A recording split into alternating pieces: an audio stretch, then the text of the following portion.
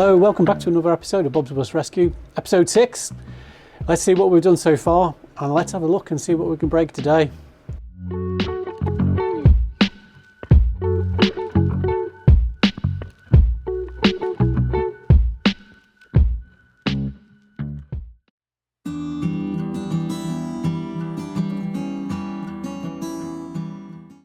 I like to say today, but these episodes are all more of a culmination of many days, if not weeks worth of work.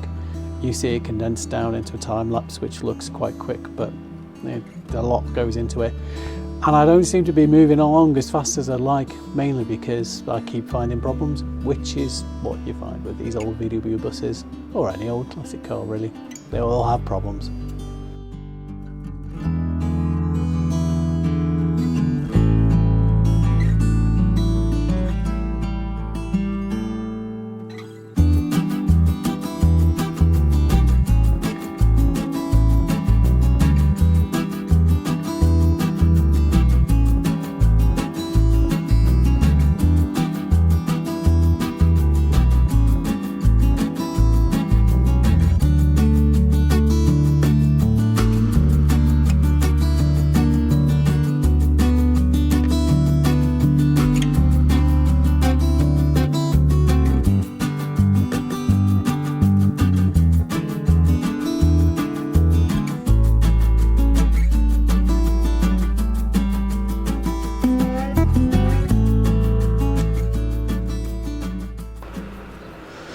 Yeah, so moving in on the bus, we can see that valance wise, we're still in the same place. We've got the new piece of valance cut in.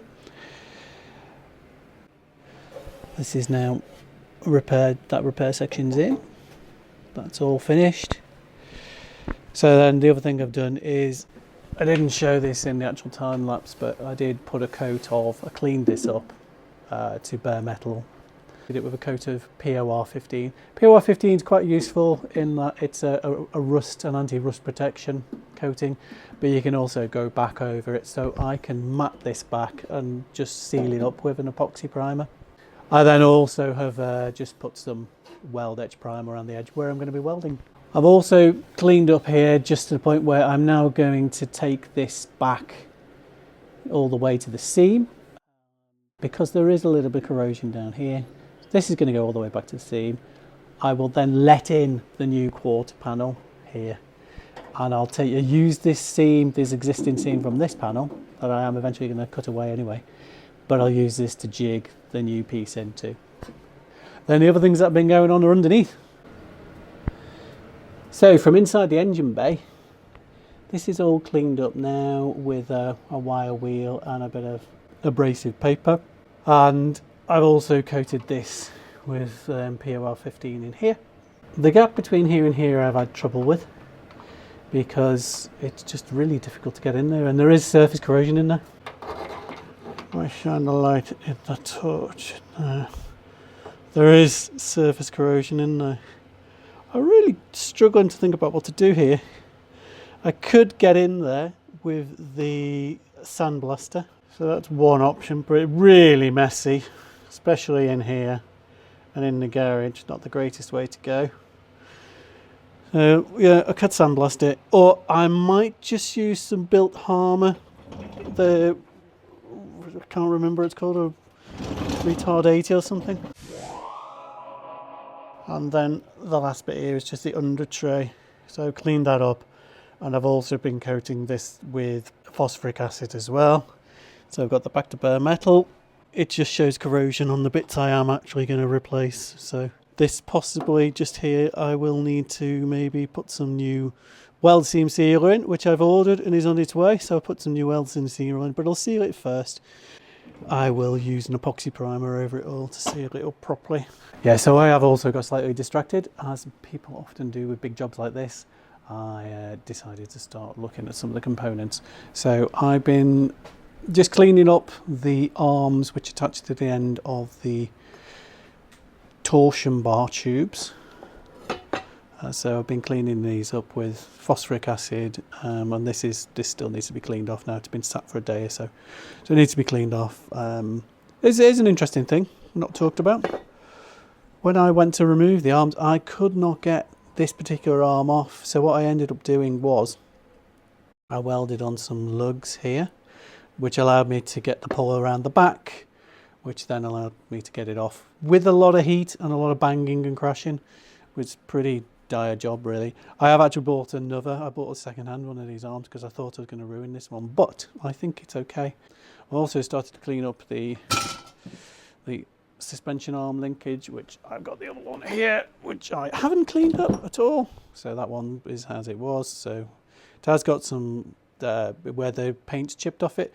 It's got some rust on there, so it does need cleaning back and then recoating. I will probably do the same thing. I'll coat it in POR 15 so I know it's got a good base layer to it. Then I may well epoxy primer it, or I don't know. But I'll probably use epoxy primer and then put something on top of that that's black. So we'll try and do that well. So what do I do next? There's a simple answer to that. It's just keep going. I haven't really got a lot of choice. Once you're in this far, you've got to keep going. So I just did some tidying up of the suspension arms, as I say. These require a special metal prep when you use POR 15, and you have to degrease it, which is basically a phosphate type coating. So you put that on, you have to let it dry off for a while, and then you're able to put the POR 15 on top of it.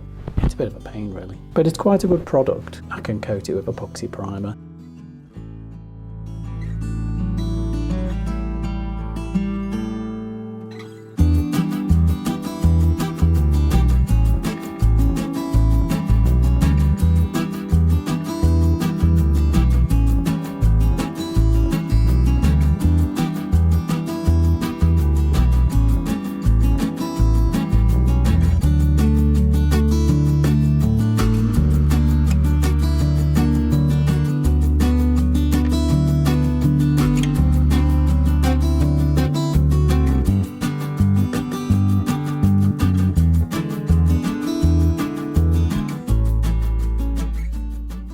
So I've just been taking out the spot welds down the side of the quarter panel here. So as you can see there, using the spot weld removal tool, which is awesome. Absolutely brilliant piece of kit. Makes your life so much easier because it grips around the back, as well as so you don't have to do any pushing and forcing yourself. The tool itself does everything for you. So as you can see there, this is all completely knackered anyway between the seams, so it did need removing, which it's getting less bad the further up you go. I do hope it's not bad even further up. And yeah, the amazing tool itself, which I just think is one of the greatest things I've ever bought. I have just replaced the bit in it because I ordered some from the supplier I got it from in China on AliExpress. Literally 90 pence per bit, so I bought a bag of them. So I have bought some other things as well when I got those bits through. I got bags of bits here. You can see they're just, like I say, 90 pence each. You can't go wrong. But I did buy this, which is the Aero Pro R500 low volume, low pressure, an LVLP spray gun. These have been highly recommended on the internet by various people who are doing garage spray jobs, and these apparently are quite good for smaller compressors, less overspray, less material wastage, might take you a bit longer, but yeah, this has just come. So if I open it up, it's got its instructions there. It came with as a gun. It got lots of spray caps with it, which I was quite. It's got 4 spray caps, so there's 1, 2, 3. There'll probably be one on the gun itself, won't there? I suppose it'll still be on the gun. There's its paint pot and the tools. That's all that. And then we've actually got the gun itself. Yeah, which does have a spray cap on. It comes with the 1.3 already on it. Yeah, so that's then meant to be really quite good. So I was going to use that to start with to paint with the epoxy primer surfacer, as it's called. It's got an air regulator there as well. Yeah, it's just a filter, which is quite a good idea. I'll be setting up a dryer system for my compressor anyway. My compressor lives over there in the corner. So I shall set up one of those. I don't know if any of you have seen them. People have been doing just a copper piping, 22mm copper piping. We do it in lots of drains at the bottom. I'm going to create one of them because I do get a lot of water through my air tools. So that's going to happen with the spray gun if I do spray work. And I'm getting fed up of it coming out of my air tools as well.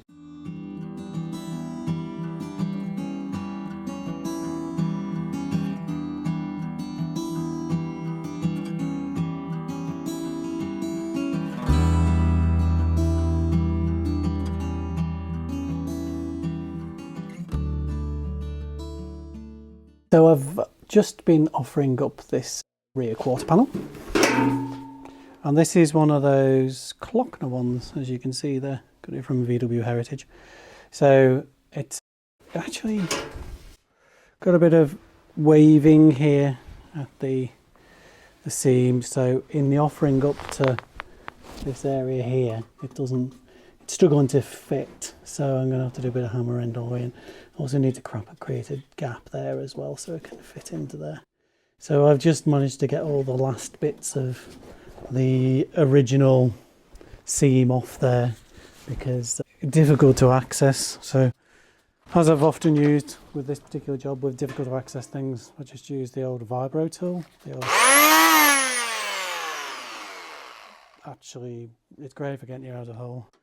I know my new favourite tool is the spot weld drill gun, but I also quite like that because it's a very useful tool to get you out of particular situations every now and then.